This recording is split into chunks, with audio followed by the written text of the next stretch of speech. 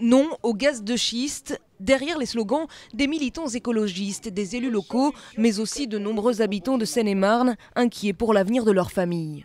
J'ai pas envie qu'on pollue tout, le sol, l'air, nos nappes phréatiques et nos rivières. Tout sera détruit, il n'y aura plus d'eau correcte pour les enfants, pour nos petits-enfants. Pour extraire le gaz de schiste, les pétroliers injectent des produits chimiques et d'importantes quantités d'eau dans les sous-sols.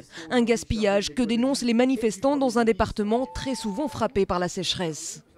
10 à 20 000 m3 par fracturation hydraulique, ça doit être quelque chose comme la consommation quotidienne d'une ville comme Meaux, en consommation domestique. La question est de savoir est-ce que le jeu en vaut la chandelle. Du pétrole, il faudra bien qu'on apprenne à s'en passer. De l'eau, on ne saura jamais s'en passer. Cette semaine, le gouvernement a annoncé l'annulation des permis d'exploration du gaz de schiste. Un projet de loi pour interdire ces exploitations doit aussi être examiné début mai. Pas de quoi convaincre l'opposition, à commencer par les écologistes. Nous n'avons pas confiance dans le gouvernement qui a changé complètement sa position sur cette question. Nous pensons que le dépôt de propositions de loi inspirées par le gouvernement est uniquement fait pour arrêter la mobilisation.